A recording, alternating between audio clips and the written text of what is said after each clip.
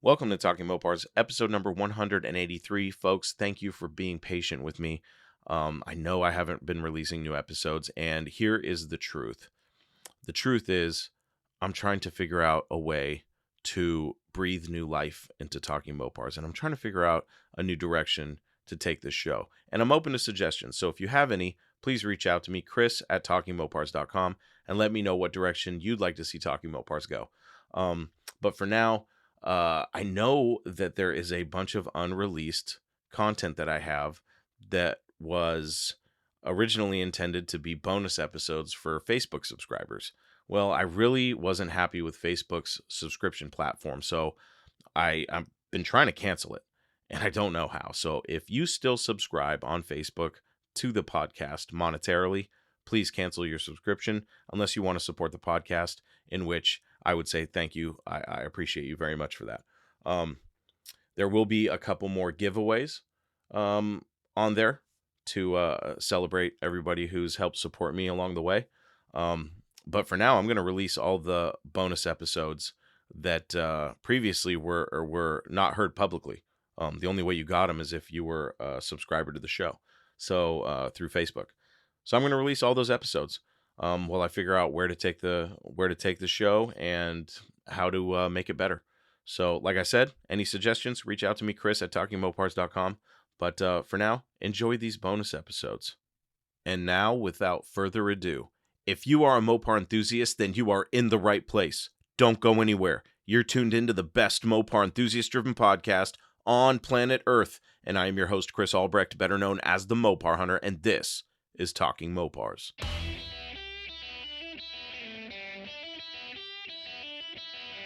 You're listening to Talking Mopars with the Mopar Hunter, your direct connection to all things Mopar.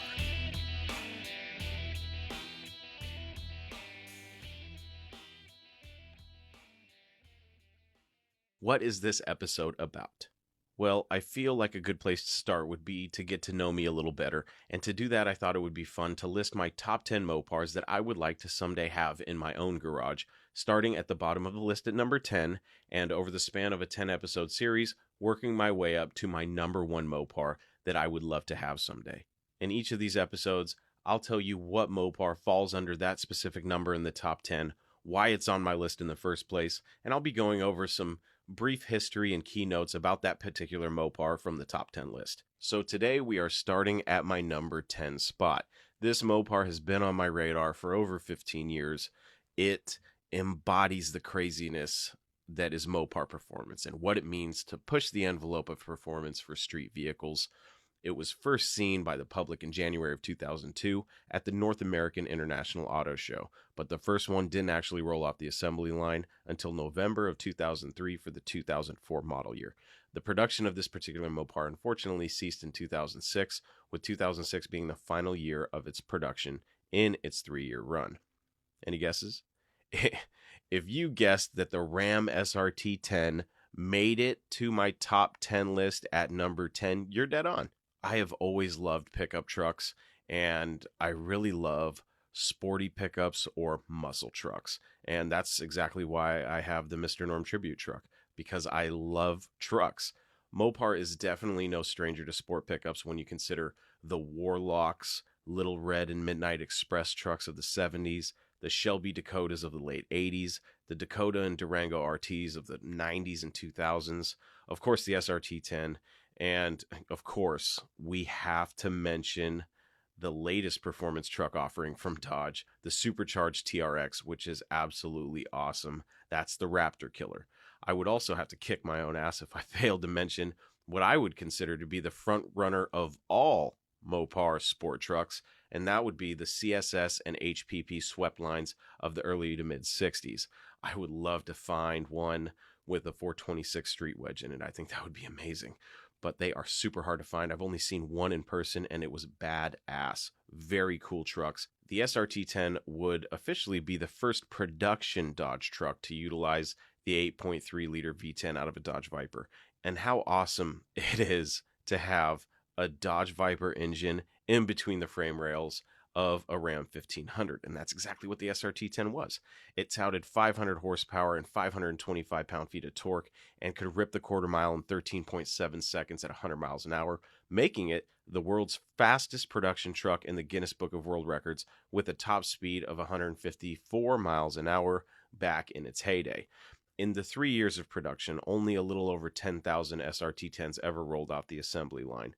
That makes these trucks highly desirable, and in the past few years, the prices have been climbing like crazy. I've seen low mileage examples go for, above 50 grand. And I've seen, like, there's one local standard cab, I believe it's a 2004, and it's got like 125,000 miles on it, and they still want, 25 grand. It's insane, and it's a pile of crap.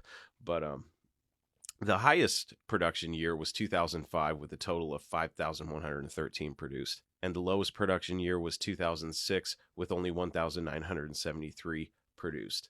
The middle of the road belonged to the 2004 with 3,057 SRT-10s produced. There were even a few special editions of the already special limited production Viper powered trucks too, and they include the Yellow Fever edition, which produced less than 500 at 497 produced, the Night Runner edition with only 370 produced, the Commemorative edition with only 201 produced, and the Viper Club of America edition with only 52 produced. The reason the SRT-10s made my list was simply because I love trucks, and while I see the practicality of, say, a long bed 1-ton 4-wheel drive mega cab diesel for hauling and towing, I absolutely love the ridiculousness of a non-practical, tire shredding, world record holding muscle truck, because that's what the SRT-10 is, a muscle truck. And up until the release of the TRX, it held the throne as the ultimate Dodge muscle truck. Now, if I had to be specific, I'd prefer a single cab 2006 Night Runner edition SRT-10.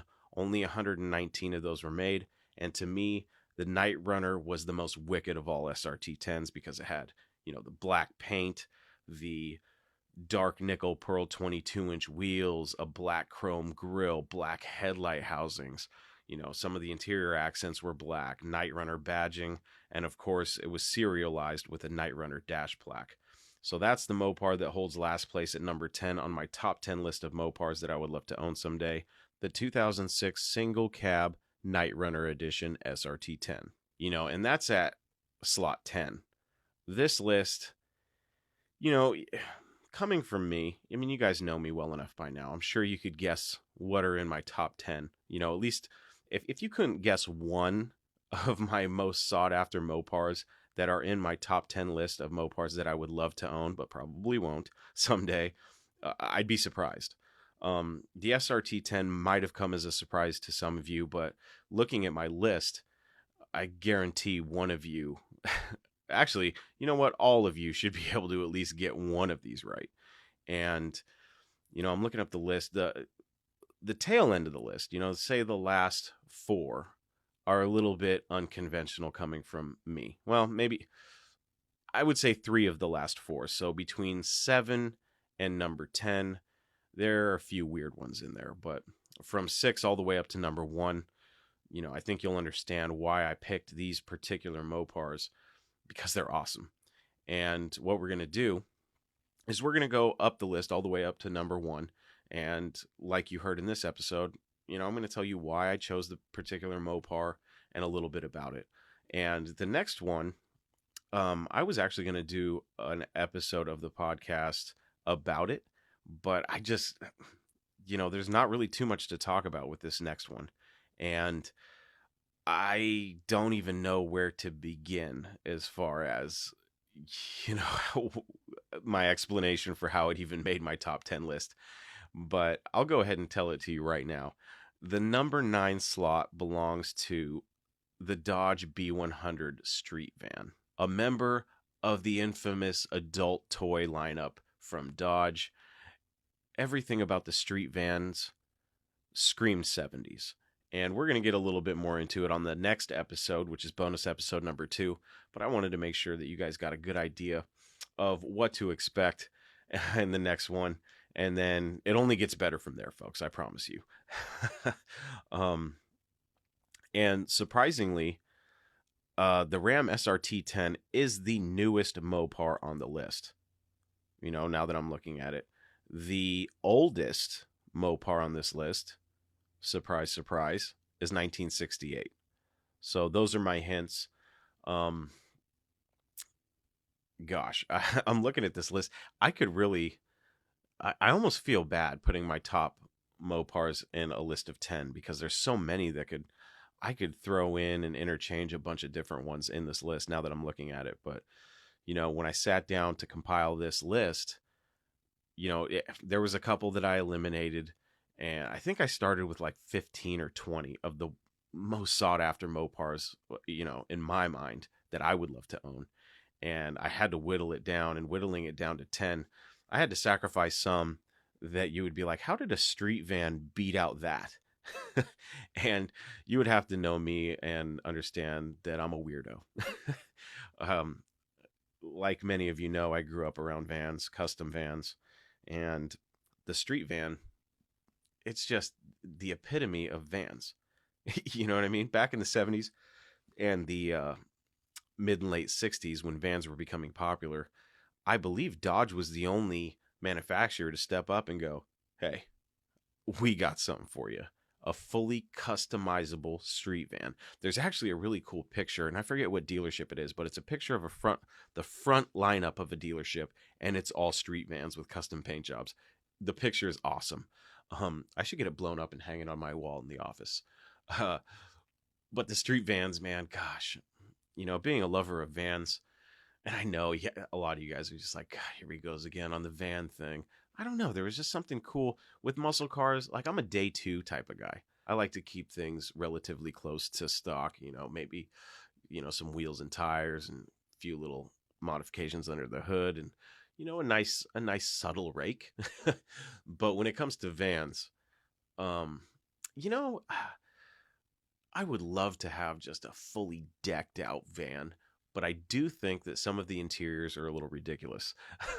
I was looking at a couple vans for sale on the market right now that are ridiculously priced, and the interiors, I don't know.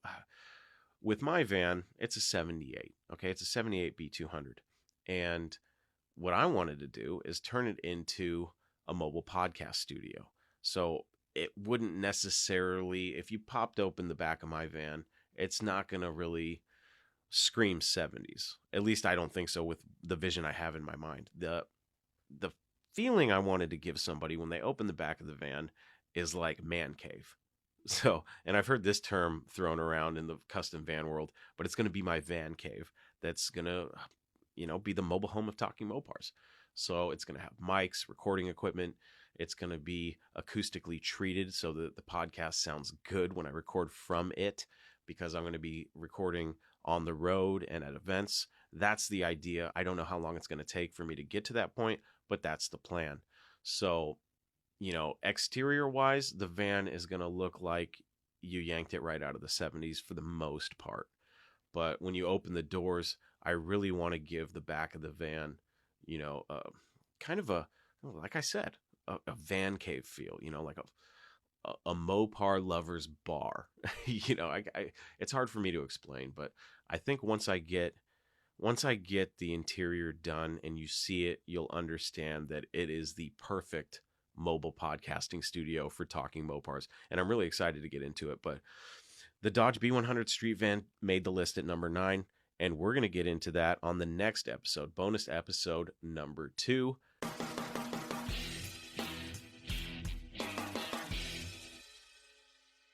If you've ever thought about swapping a modern Hemi into your classic Mopar, then go visit my friend Blake at Sublime Technologies. Formerly known as DIY Hemi, Blake has spent years developing products to help you with your Gen 3 Hemi swap needs and his mission to Hemi swap the world. So if this is a swap that you've been kicking around, maybe you just want some more info, do not wait. Head on over to sublimeparts.com and start your Hemi swap today.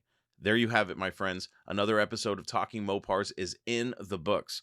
For everything you need to know about the show, you know where to go, talkingmopars.com. Until we talk again, I am your host, Chris Albrecht, and that was Talking Mopars.